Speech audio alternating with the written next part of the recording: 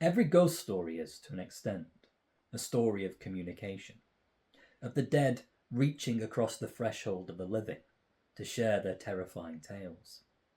In the Book of Blood, the first story in Clive Barker's genre-defining collection of modern horror, The Books of Blood, published across several volumes between 1984 and 1985, the author takes this idea of communication from beyond the grave and amplifies it to a horrifying extreme. No longer content to whisper their tortured tales from the darkest shadows of our own world, the dead seek a more permanent means of communication, carving their words into the flesh of a fraudulent psychic, whose body is transformed into a literal compendium of corporeal degradation, a living anthology of torment and pain.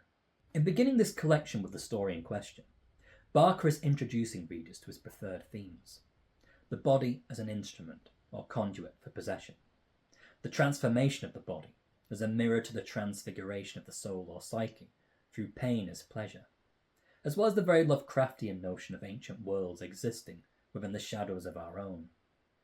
As well as introducing these key themes, the story itself is a more than effective piece of short horror fiction. On the surface, The Book of Blood is a haunted house story.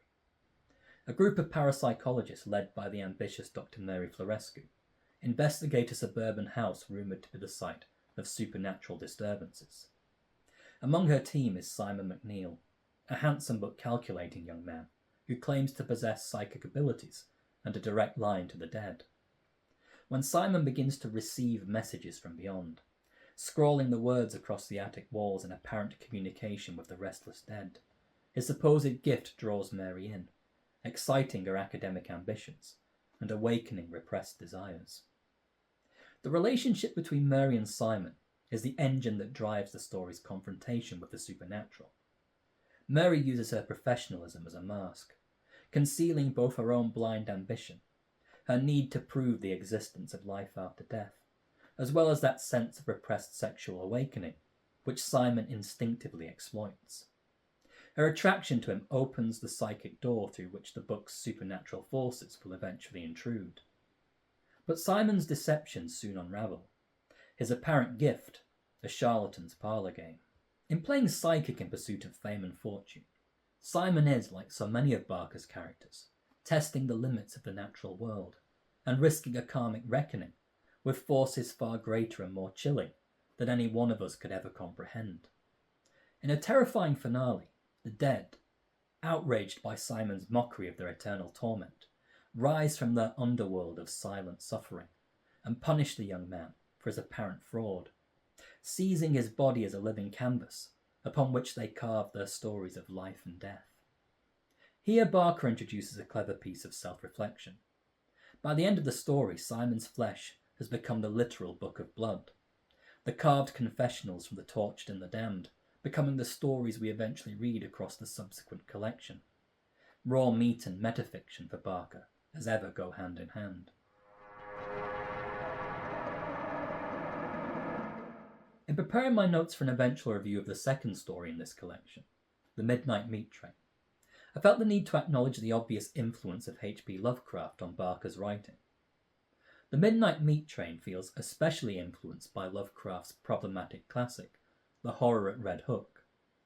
Both stories play out as investigations, their protagonists drawn into a dark conspiracy following a spate of disappearances. Both are about subterranean worlds and ancient evils feeding on unsuspecting New Yorkers. The emphasis on marginalised blue-collar characters in each story, introducing a similar theme of class commentary.